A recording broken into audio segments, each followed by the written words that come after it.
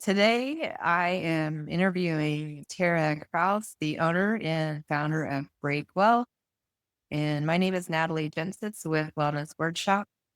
We're going to hear a little bit about Tara and a story that she wants to share about her dog today and how that relates to corporate well-being.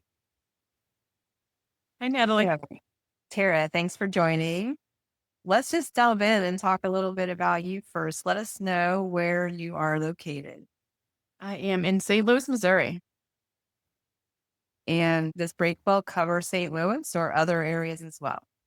It has originated in St. Louis. We started in 2018 and it started as an in-person company, but I would say that we work with companies in the US. Okay. And tell me a little bit about your family. Yes. So I have two daughters, seventh grade and a freshman in high school. And I've got four stepchildren who are adults. And my husband and I, we will be celebrating our 5th-year anniversary this summer. Awesome. Congratulations on that. Thank you. Okay. So tell me a little bit about yourself and your personality, because that's going to be a factor in this whole story that we talk about. So my personality, I'm an observer. When I was in the corporate space for about 15 years, I worked for the same company for 15 years. And I was a director of a salon and spa. And it was very intense. We were in a high-end hotel. And as an observer, I watched what drove a team and their motivation and really what depleted them. And then also myself in that same time frame. Yeah. Would you say you're like type A? Give me a little bit more adjectives to describe yourself too. Yeah, I am definitely type A, but trying to recover from type A. I say that I'm calm. Anybody around me would laugh when I would say that. Clearly, I'm not, but I'm definitely type A. But I also like to kind of feel zen and have calming things. I don't like a lot of stress around me, even though I internalize a lot of stress. So, yeah, definitely type A, observer, very entrepreneurial. I always kind of see things in a different way. I know. Okay. I'm going to add from my personal experience. Okay. Oh, I am an introvert too and a thinker. Okay, sorry. Go ahead, Natalie. Well, that's okay. You're very sweet, you're thoughtful, you're considerate, very encouraging, supportive, and positive. Just a very good person to be around. Thank you. Thanks. Okay, so what do you do for fun? I am in the stage of life that my fun is equates to my kids' fun. So everything is about shuffling them around and doing it, but I'm actually really enjoying that time. Lots of time in the car, but we have fun, kind of adult conversations, getting to know them as they're transitioning to being older as well. That is my fun right now. And I know that this time and stage, especially having four step kids who are adults, that I won't have this time with my kids as much and for much longer. That even next year, my oldest will have a job in summer. So I'm just really trying to soak it all in and enjoy every moment that I can with them before they go out to do great things in the world. All right. What do you do if you have a day off away from the kids? What are your fun activities? I love Bravo and relaxing. So it is very hard for me to turn my mind off owning a business, and I'm always creating and designing things, and I'm absorbing whether it's podcasts or things for business. And so I have to force myself at different times. I always say I'm going to take a nap today, and then I don't. I'm listening to a podcast or learning something about business. But Bravo is my secret pleasure that I absolutely love. So that is sometimes I just need a little Bravo and a little brain break. But that is what I'm doing. Or walking, again, walking the dog, those types of things, but trying to relax and get it to all shut down because it's hard for me to shut down. Your secret is out now. I'm sure I will have lots of people who want to talk Bravo. Yeah. Okay, so we're going to shift gears a little bit to your dog story and tell me what kind of dog this is, by the way, and how old your dog is, female. Yes, Maybe. he is going to be. Oh, sorry. Go ahead. Oh, yeah, go ahead with that, but also why you relate so much to this dog story in your dog. So it's an interesting thing. My oldest daughter, had been asking for a dog since she was 2 years old, and I said we would get a dog at 10. And 10 came, and I still was not in a position that I wanted a dog in our life. So I paid her off and asked her if I could have till 12. So at 12, she just turned 12. And a month later, I finally said, yes, we could get a dog. My sister is part of this rescue that's in Missouri and does a lot of volunteer work for them. So she's always sending me dogs, trying for me to get a dog. And finally, I said, okay. So we rescued a dog. He was 3.5 years old, and he had been in a puppy mill for all of his life. We don't really know his backstory, but in that rescue, they had rescued about 110 dogs that month. And he wasn't the dog that we applied for. She said, but I have another one for you. It's in Lawrence, Kansas, and all these things. And so I said, okay, we didn't even have a dog bowl. I didn't know what food dogs ate. I know nothing about dogs. Clearly, I was very excited for this. And if you ask what characteristics I wanted in a dog, it would make it look like I didn't want a dog. So I just wanted it to fit into our life without a lot of work. So we drove to halfway to Kansas. The person met us that was fostering him, and we got our dog Brody. So he was 3.5 years old and totally shut down at the time. And now he is just our baby. He's everybody's baby. Yeah. How long have you had him now? A little over 3 years. So he'll be 7 this summer. He's a mini goldendoodle, or at least they said, because everybody wants a mini goldendoodle. That's the dog that we had wanted. And so who knows what he really is. So you went from wanting a person dog or something like that to loving on your new dog. Well, he's not new anymore, but you embraced him fully. 100%. But he is. I don't know if anybody else has doodles or knows anything about them. They aren't dogs. They are people, I swear. Like the way that their mannerisms, everything. And he acts just like it. He turned out to be 100% perfect. Now, as we'll get into that backstory, but he rides with us everywhere. He's really offended if we don't take him places. He wants to eat at the table with us, which we have not done that yet. That's like my husband's limit, but I think we'll get there one day. But yeah, he just wants to be with us nonstop. That's funny. Okay. Tell me about your dog story and the whole reason that you decided you wanted to do a blog post about it.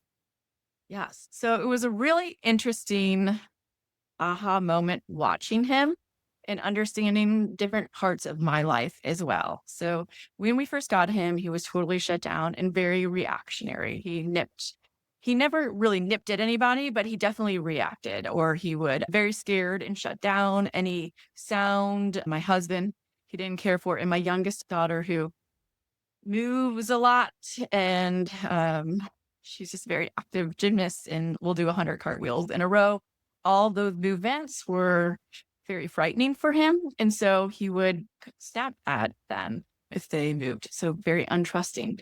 But we got to watch him over this time decompress. So at 1 week with us, he was a different dog. At 3 weeks, and now at 3 years, he's laying on the couch, totally spread out on his back, and just will let anybody pet him. So he's totally shifted, and it was in his brain that is what shifted through those years. It's so awesome to hear stories about that because, you can think about the state of his heart when you took him in and see the transition and transformation now. Yeah. And he never knew anything else. From what I've heard, the conditions that these dogs are typically in, they're in a cage that they can't really turn around in for all of their life. Most they're in the cages are just stacked one on top of the other. So they go and really touch grass. He didn't know how to go up and down stairs. Some of them, we fostered one in December, a little mini poodle, and he didn't even know how to eat out of a bowl. He just kept knocking it over and flipping it around. So they don't know how to be a dog.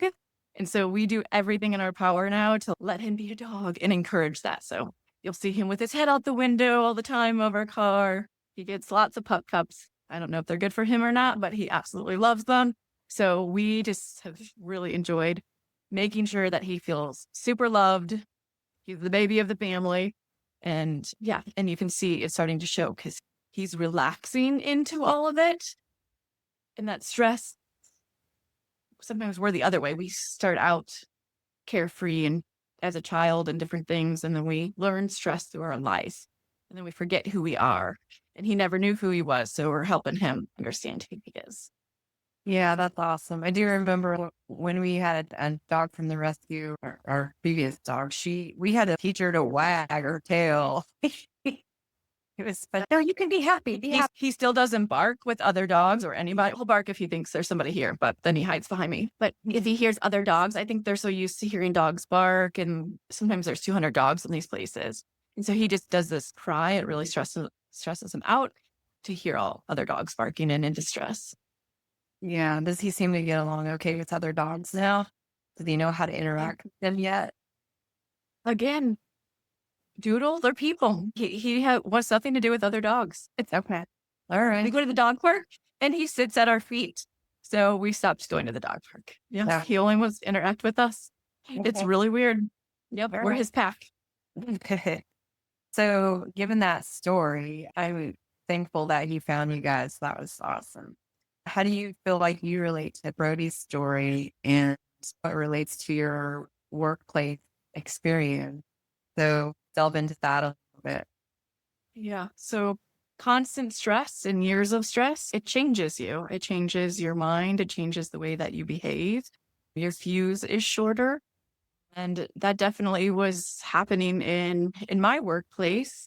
And again, everybody has a different experience with things and different things that were going on in my life. I had 2 young kids. I left a marriage that was not good for me. And I had just a lot of pieces going on that were all very stressful. And then at a workplace, there were lots of changes going on that were beyond my control there. And I just started to become a miserable person. And I knew better and could be aware of these things that I just really was not enjoying who I was, how my mindset was, and who I came off as. Okay. And so did this happen? How much time was it? Was it more abrupt or it was over time, it sounds like, but like how much time? It was probably over a few years. Certain things started to happen in the workplace. They were going to sell our department externally. It's things that we could not control anymore. And one thing that uncertainty does is make people do things and start thinking differently and operate in a different way. So I was trying to keep a ship together and duct tape things, but everything just started unraveling. Okay. And were your coworkers experiencing similar? I think we were. We had been together for about 7 years, and I was as their director. And people would just go through different life stages. We all started there young, and we went through marriages. We went through having babies during that time. Some of us went through divorces during that time. So everybody goes through these life transitions. And so that's always spinning in the background too. Did other people notice your burnout and were other people feeling burnout? I'm not sure if they were noticing my burnout, but I was noticing their burnout. They started to get antsy and want to do other things. Again, 7, 8, 10 years, however long they've been in their career. Not much was shifting and changing in a positive way for them for career growth, right? And so they want those other things. So people start to get antsy. And if they stay in the same way and they're fighting or resisting that, then that's where a lot of the burnout happens. So some went back to school, some were doing other things. They just started looking what other options were. Did your superiors notice this? My superiors gave me a lot of anonymity. So like I just got to run the department on my own, which was amazing. It was basically like my own business. So they weren't really concerned about that piece of all of it. So they were dealing with a huge hotel and other things. Okay. What was the breaking point? My breaking point was when I started to lose my hair and noticed that my hair was falling out from stress and like little pieces like that. I noticed when my daughter put my purse on and heels and said, "I'm Tara, I'm so busy." And she was 3 years old. I noticed when they could pick up on my stress because I would be hanging out with them on my days off and then I'd get a work call. And then right after that call, I would snap at them, and they had no idea what happened to fun mom to the mom who's snapping at them. They were 1 and 3 years old. They didn't understand what was going on. So all those things I started to see in myself. And I've always been a huge fan of body work and different things. And I knew that if I didn't make a change at some point, it would physically impact my body. So I knew that I needed to start to make an exit plan to get out and be a different person. I was miserable and I didn't like the way that I was living. I never wanted to live like that. I always felt like I was a positive, upbeat person, and came home tired, just wanting to watch Bravo, and I just felt kind of a shell of myself. So that was a 3-year process. Okay. So then you made the exit plan, and then what happens? And then things just started to fall in place. I knew financially I was a single income household. So I knew that I needed to have funds to be able to resign from my job and be able to support us still. So plotting those things out. Other things started happening in the workplace. We were going through a major acquisition. So a bigger hotel chain was buying us. So I started working on BreakWell with logo design and registering the name like a year or so before I actually made the decision to resign. I didn't know what was going to happen with it, but I knew it was a dream. It started from an article that I read and about genuinely caring for your people and having these little pieces. So all that came in. And then our hotel did get acquired, and I was going to have to start all over with a new management team, explaining what I do, who we are, proving ourselves. And I knew in the department that I was in, we were going to get underlooked for years. And I felt like that was the right time to jump ship and start to build something on my own. Okay. Awesome. You had started to build BreakWell for about a year, and then you cut loose. I didn't never hear the story about you reading an article about caring for your employees. That was like the aha, that's what I want to do. So give us a little bit more detail about your purpose for creating BreakWell and just a little bit more depth to that inspiration. I was in middle management for a decade, and there were very few women in those positions. Again, we worked in a hotel. It's 365 days on. We were lucky to be closed 5 of those days in our department. There were very high expectations that you answered your phone at all hours of the night. And it was a very lean team. I took 1 week of vacation in those 3 years. My kids were often the very last ones to be picked up at daycare. They still talk about that. If my boss called me in his office right before I was leaving, I was texting my mom, like, hey, can you pick up my kids? I'm going to be late. It was just very you do your job type of role. So, yes, that was it. It was overworking. I loved my job. I was really good at my job. We took that department from $400,000 to $1 million within 2 or 3 years of revenue. So all the service providers that were in there were making a lot of money and doing really well in their own career. I loved everything that we did, but I couldn't continue at that capacity any longer. It was finally taking a toll on me.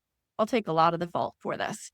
I always went in and said, I'm great. I'm fine. I don't need any help. I've got this. When really I was drowning on the inside. And I didn't notice that I was even drowning until it was too late. And then it was just burnout. It was adrenal fatigue. It was all those things that were happening that my body just said, you can't do this anymore. So BreakWell really came out of if we could care for our people and give them the right resources and accessibility to things to help them better their lives, whether that's personally, whether that's professionally, because we know people want to grow. Workplaces would be an amazing place to be. We spend so much of our time there and our energy, and they're great places to help us all build ourselves up. And if we just had the right tools, we could make it even better for people. So those tools you are providing are wrapped up in what we call corporate well-being programs, right? Exactly. Yeah. Okay.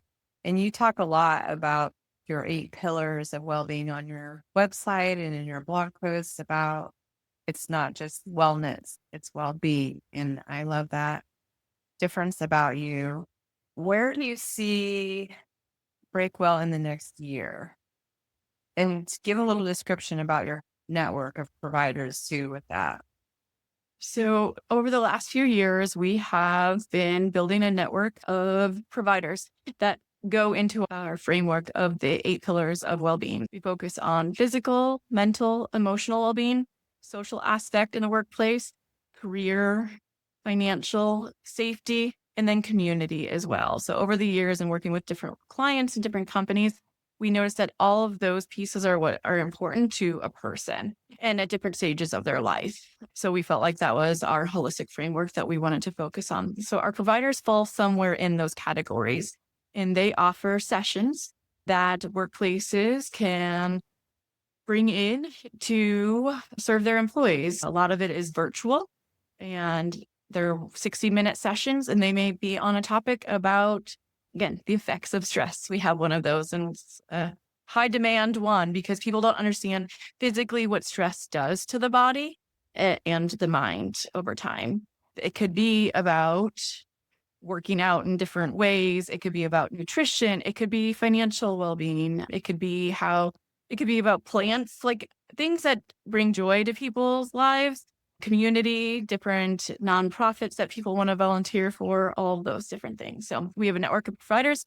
We're continuing to build that and let that expand. It really is a marketplace of sessions that companies can bring into the workplace for their employees.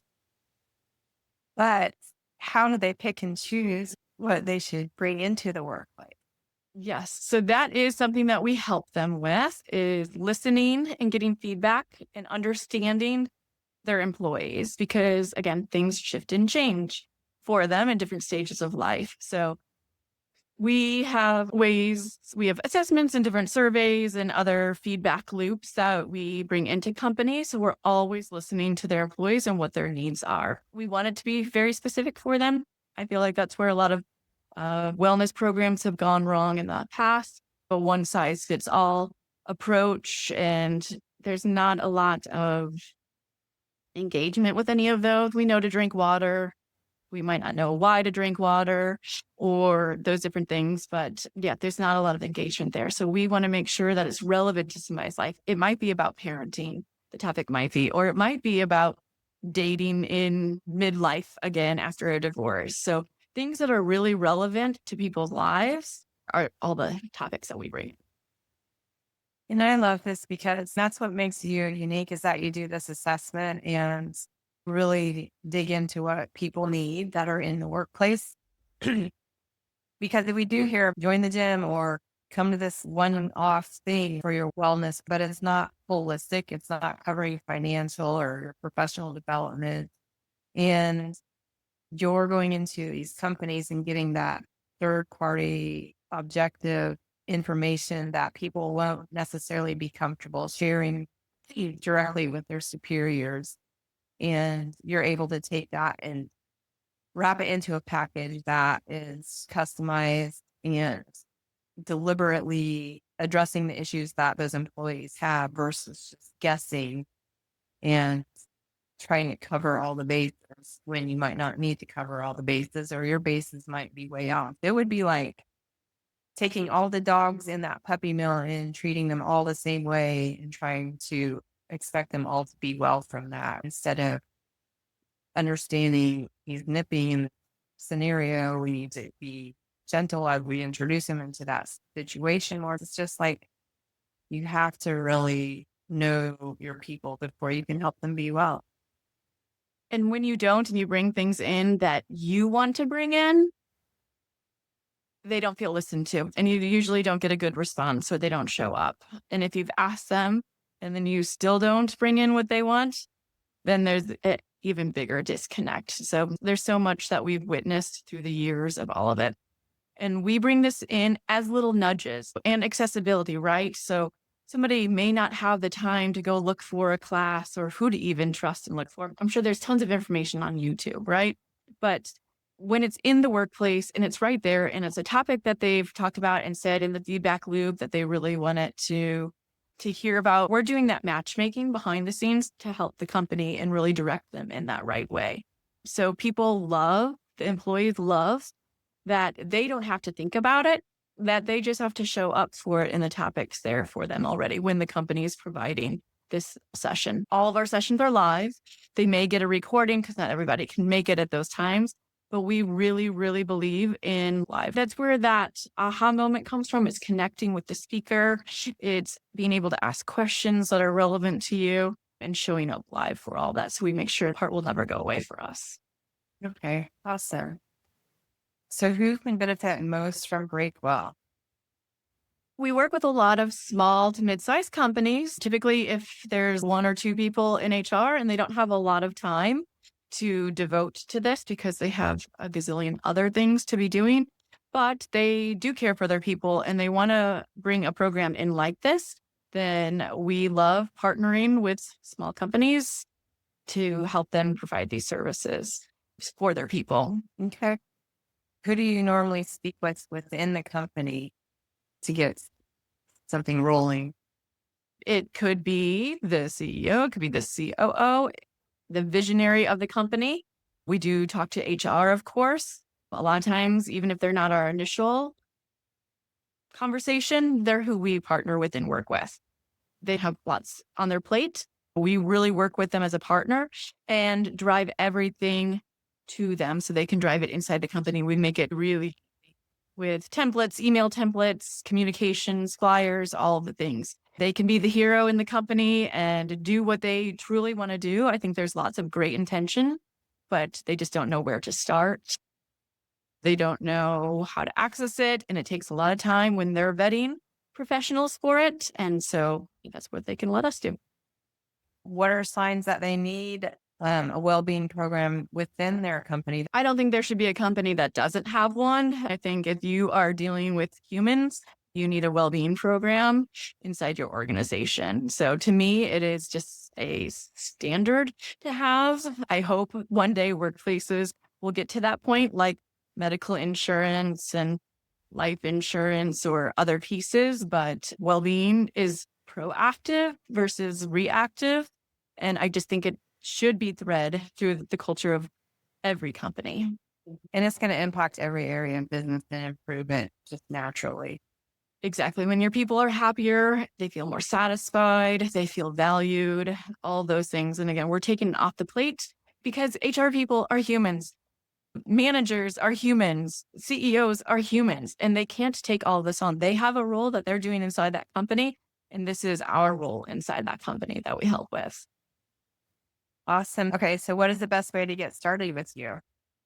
We have a employee wellbeing budget guide that you can download and read through. We also have an ROI calculator because we know that whoever you go to get behind this is going to want to know what the return on investment is for these employee wellbeing programs.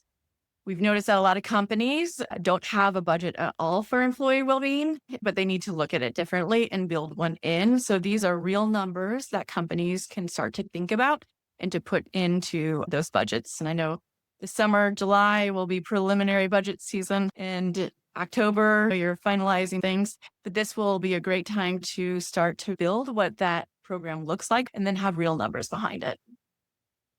And I have seen the stuff that you created, and it is very thorough. Your type A is definitely paying off in this scenario because you're covering all the bases, like all the objections there can be. I don't have time, it's too much, or we don't have the budget. You show how it's possible and how it's needed, how it actually will save you in the end. For the people in HR, they know how long it costs to replace somebody. They know how much it costs to replace somebody.